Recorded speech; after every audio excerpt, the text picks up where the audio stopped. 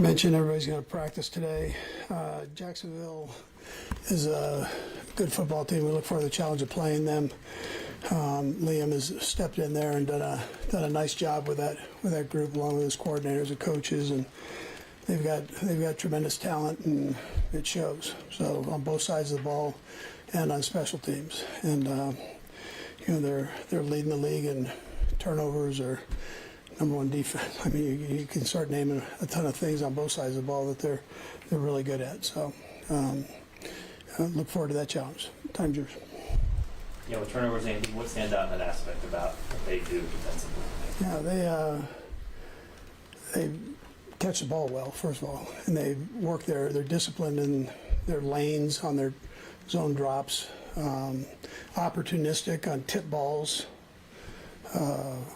and then they've stripped out a couple balls. So they go after it. You got to make sure that you're aware of that as you play them, for sure. Andy, at the same time, you have only one turnover this season. What have you done as a team to kind of guard against that? Right. We emphasize it, I guess, but the guys, it really comes down to the guys doing it. And the guys have done a nice job keeping it high and tight when needed, and not having tip balls, all the things that kind of lead to those. And then, this is a potential weather game, so you add that into it too. You got to make sure that you really take care of the football. Andy, you mentioned how the offensive line, or both sides of the line, played very well, but especially the offensive lines come up with all the trade. Just as a quarter way through the season, how do you feel like they've just ascended, in your opinion, after this one? Yeah, we're getting better there as we go, as they play together more. Trey's a beast. We know that. He gets in there and he'll battle with anybody. Tough guy. And like I said, the other day, was that it doesn't all have to be pretty. I just, you want to get the job done, and they're kind of doing that right now. So it's we've got some young guys that are getting better. It seems like you're trusting Brashard maybe earlier than other rookies in previous years. I guess, what has he shown you that he's able to handle that load? Well, literally, being able to handle it's half the battle. Just from a mental standpoint, he's picked it up well. He's in a good room where guys can help him and have done some of these things that we're asking him to do in the past. So he's willing to listen. Pretty humble kid, and works hard. Coach, there was obviously a little, not altercation, but a back and forth between Coach Cohen and Robert Salah after the game. I know that's not anything anybody wants, but, what is the accusation, but talk about stealing signs and that kind of thing. What's the right way? I mean, you're kind of the old guard of the coaching fraternity. What's the right way to handle that? Yeah, listen, it's been going on that goes on. So if you're going to put a sign out there, I just gave you one, you didn't see it. But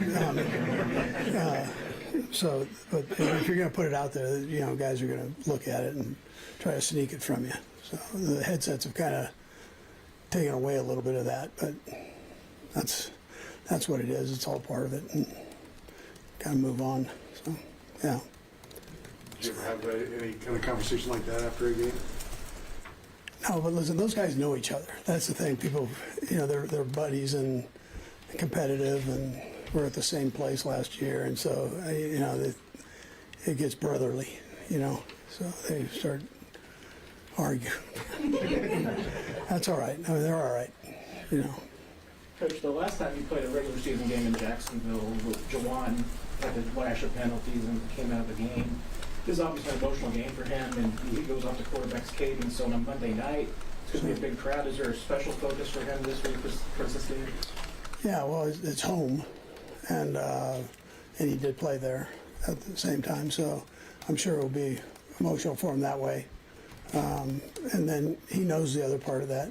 He knows he's got to focus in on not being too quick off the ball, and but at the same time being quick. It's you got to be on time, spot on, and so he's worked hard at that. Coach, you kind of touched on this a little bit, but this is a new coaching staff, first-time head coach, a bunch of brand new coaches coming into a situation. Just how impressive is it that they seem to kind of have a character already this early into a tenure of a guy? Yeah, I think it's great. It's great for the league, and it's legit. So this is something they're playing good football, and they're coaching well. You can see the guys are listening to them and doing what they want, and that goes off to them. But I think overall it's good. It's good for the league to have that kind of competition, for sure. Andy, with your wide receivers, you get Xavier back, obviously it means less playing time for someone this last week with Taekwon. I just wonder, like, is this going to be like a week-to-week thing, or sort of analyze maybe best guys to use if you want guys to get in a certain role or rhythm?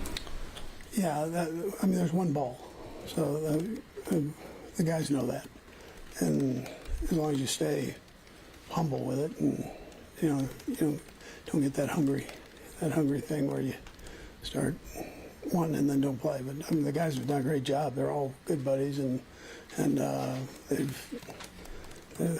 kind of pulling for each other. But you want to maintain that. That's a tough thing. So when you have a number of guys, what's real is there's one football. Coach, you probably addressed this Monday, and I apologize. How did the offense? Was the offense as good as it looked to us just watching the game? Yeah, listen, there were some good things. There's some things we've got to work on. Can we be better? Absolutely. On the offensive side, Matt has done a good job of finding things along with Joe Blameyer. These guys are finding things that work for the guys that are playing, and kind of the offensive line did their thing. They got another huge challenge this week. I mean, this defensive line is a good one. So it's every week is its own deal. But this past week there were some good things that took place. We just got to keep building on that. Soren? Coach, I know we've had Deion Sanders play both ways, a little bit, but no one's really kind of leaned all the way into it the way the Jaguars are with Travis Hunter. I'm just curious of what you think, how difficult that is to try to be up to speed on both sides of the ball, and is there anyone you were ever tempted to try that with? Yeah, I mean, you get a good player, you'd love to be able to do that. I think Troy Brown did it for a little bit, where receiver, DB, and nickel position. So it takes a special guy to jump in there and be able to do that. My hat goes off to the kid. I mean, that's not. It's hard being a rookie, and then really hard doing both sides, knowing both sides of the ball. So.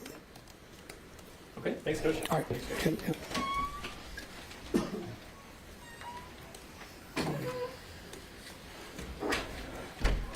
So, Rand, what sign did he show you? I didn't see that. Just use He's the indicator. it. One slide, he's got both hands on the podium. Yeah. He just kind of flicked it out.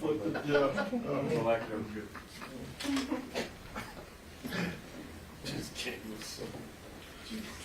That or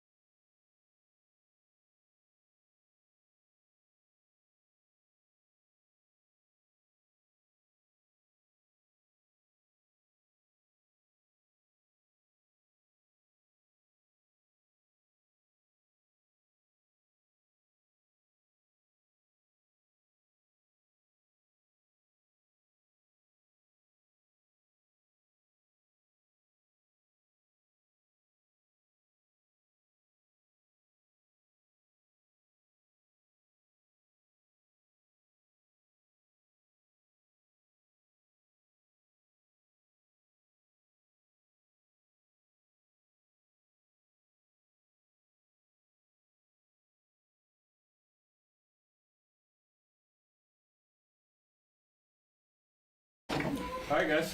Fire away. Patrick, facing a defense with 13 turnovers, most in the league, you guys been able to control the ball as well. But when you look at them with Jacksonville, their defense, what stands out and impresses you the most about how they've been able to get this turnover?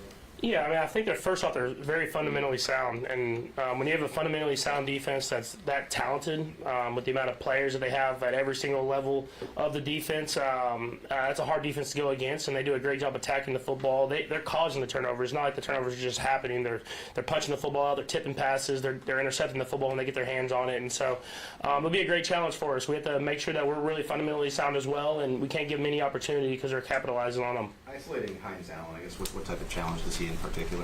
Yeah, I mean, he's just like the perfect build for a defensive end. I mean, just fast, he's tall, he just has a great variety of pass rush moves, and then he can drop in coverage if necessary as well. And so he's done a great job in this league for a couple of years now, and so I think he's kind of in that perfect moment where he's kind of a veteran and kind of knows the veteran stuff, but still has the athletic ability to make stuff happen as well. And so a great football player that we'll have to account for on every play.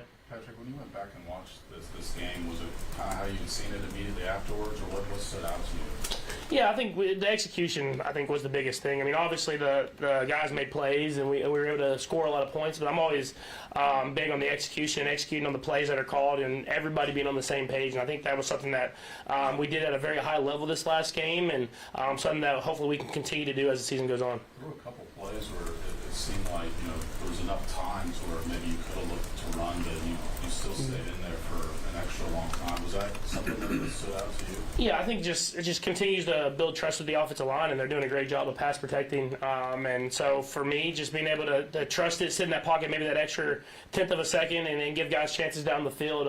Something I continue to even get better at now, but I think I did a better job of that this last week for sure. Hey, Patrick, tight window throws, you've been trying to give guys chances. You said, going back to the one for Juju last week, what goes into a play like that to make where it's a real thing? Yeah, I think it was we schemed it up very well, where we knew kind of the coverages that the defense was playing down there, and we knew that it was going to be a tight window, but the way they played their coverage, there was a spot on the thing, and Juju ran the route perfectly, and so I was ready to throw on time, and we had an option to go after that, obviously, but the window was big enough for me to throw the ball, and then a physical catch by Juju there in the end zone and making the play happen. And real quick, you guys have had more tight window throws, more deep throws, but not as many turnovers. I guess what do you attribute that to? Yeah, that speaks to the guys that are making the plays. I'm giving guys chances down the field, and they're making plays happen. It's either them or nobody else, and so that's something that we preached all off season, and it's good to see that success happening, and let's continue it as the season goes on. Andy was asked about the Reid Robert Saleh sign stealing thing. He kind of laughed it off, I guess. Do you have to be any more cognizant of something like that this week? I honestly don't really understand. I mean, we switch signals like every single week, so I guess maybe, and I have no idea, honestly. So it's something that I don't necessarily understand, but we'll make sure to switch our signals, I guess. How much time do you spend on that every week to learn new things? Is that a big part of the week?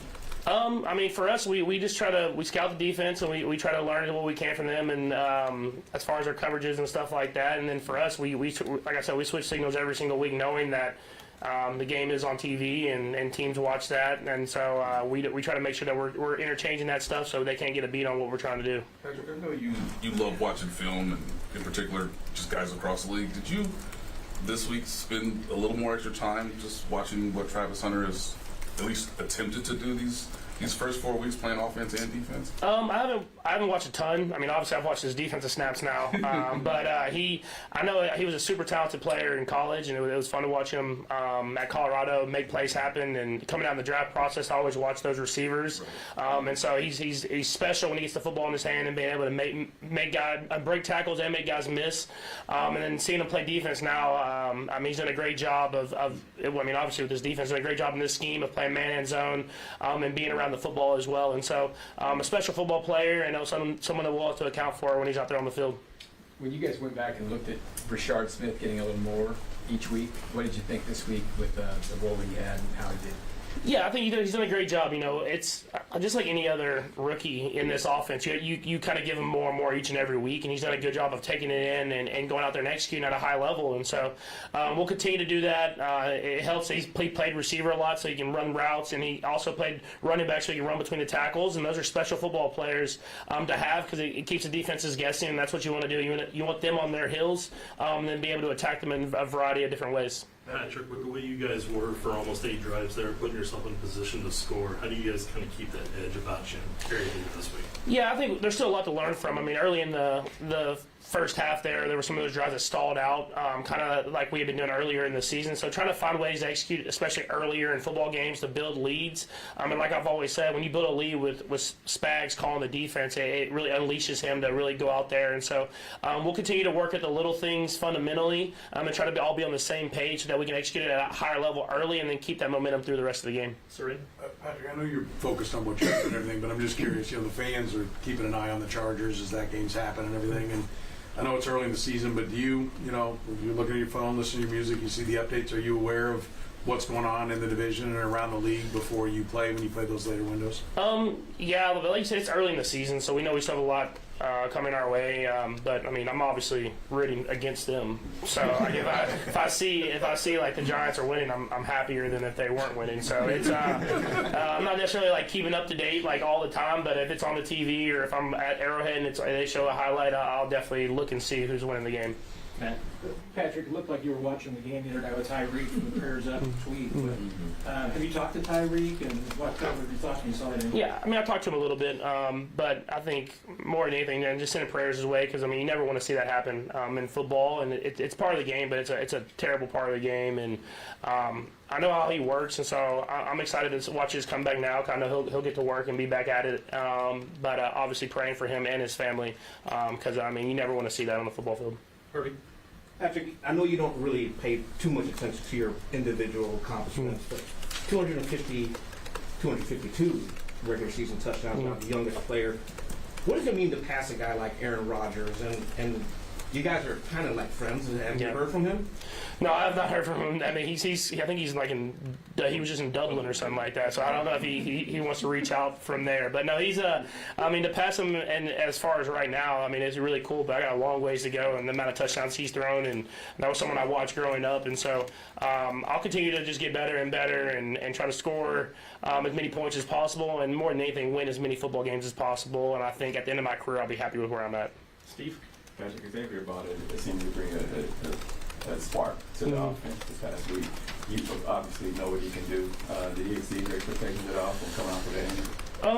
I mean, obviously, just you never know coming off injury, but that's what I expected from the beginning of the season. I think the best way to put it is he's a guy that can win one-on-one against really everybody in the league, and so when you have that much explosiveness and you can run routes like he does, it brings a lot of attention to him. And so you saw that they were having to make decisions if they were going to play man coverage or if they were going to play zone coverage, and then it helped get other guys open as well. And so as well as just bringing energy, I mean, like, he has a lot of energy on the football field. He's got celebration, seems like every single week, and so I think that's contagious, and it brought energy to the entire sideline and the entire team, and it was a great thing to get him out there. Last one, Sam. You didn't go against Noah Williams a ton, probably, for those that wasn't playing a ton with the ones, but did his physicality stand out to you in the reps you did get against him? Yeah, I think for sure. I mean, I usually have a pretty good feel for especially the DBs and stuff like that, and I mean, I was talking to Coach Merritt and Coach Spags early about just the way he played. I mean, obviously the physicality, but like he's in the right spot all the time, and he's in the right coverage. He has a good instinct for being around the football, and I think that's something that it's hard to learn. You kind of either have that or you don't, and so he's done a great job. I haven't been able to watch a ton of their film, but just from watching the coverages that I've seen, he's done a great job this year, and I think he'll continue to get better. Thanks, Patrick. Thanks, Patrick. Appreciate you.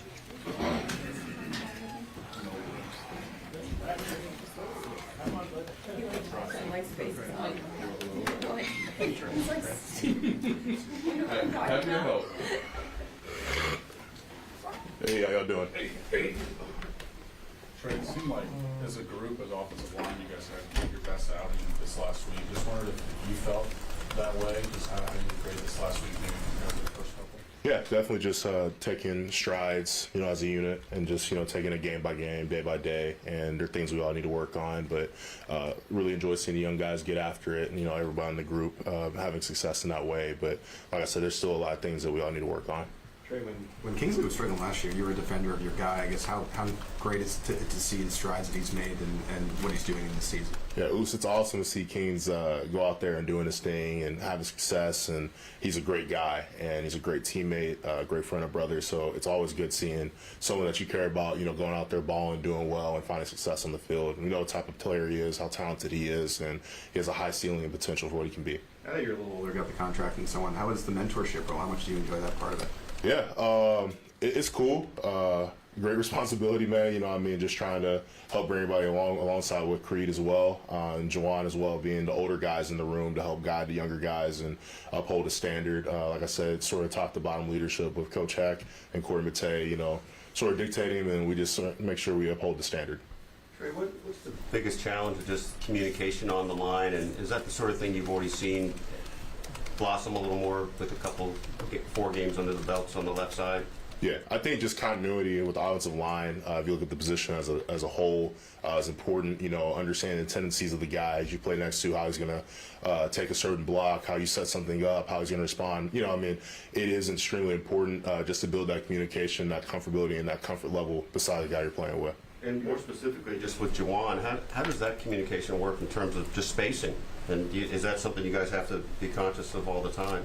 Yeah, just different looks that the defense presents, playing with anticipation for it. And then just practice, like the more reps you get, the more comfortable you get, the more it's almost second nature. And being able to play with somebody for a couple of years, you understand their tendencies and their habits, and you have a certain level of communication that you have going into it. And, it all helps. And like I said, there's so much importance in terms of continuity and offensive line, playing beside people.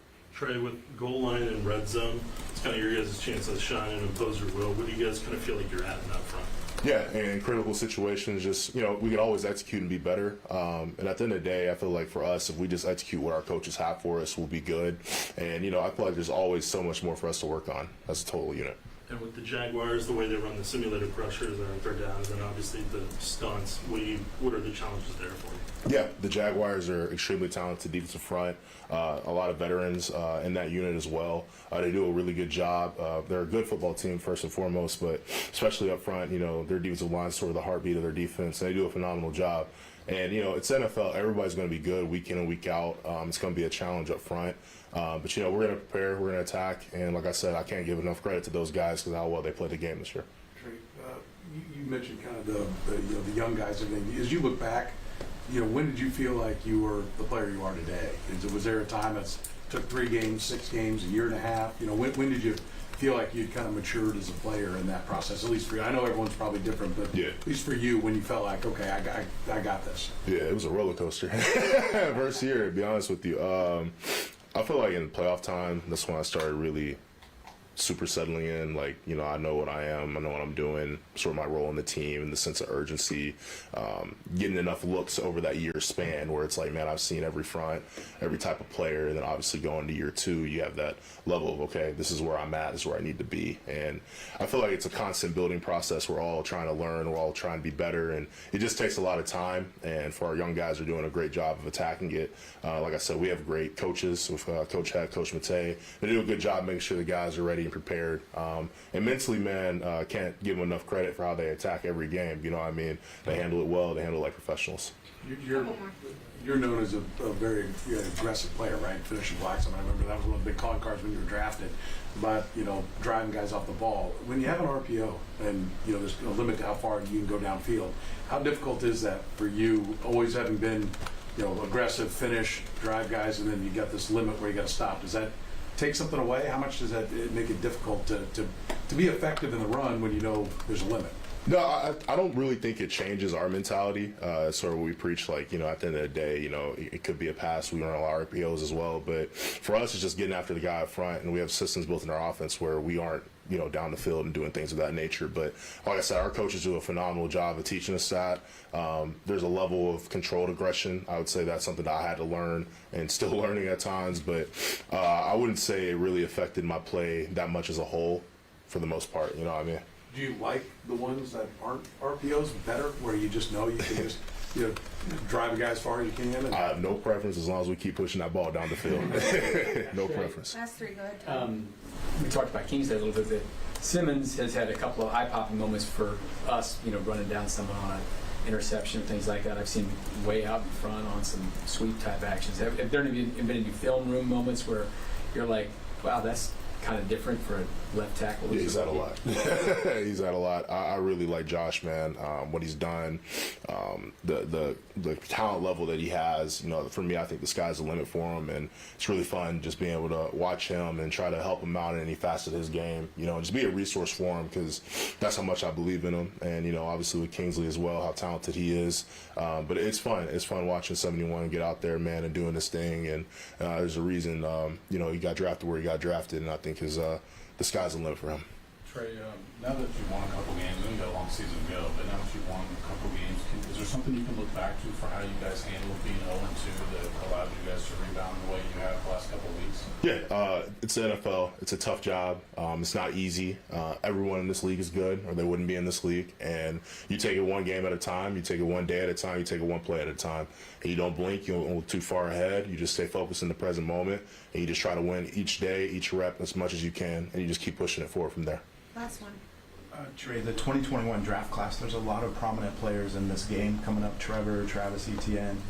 Can you specifically talk about your draft class here with the Chiefs and how you've grown with guys like Nick Bolton and Creed and those guys? Yeah, it's cool to see those same guys and familiar faces.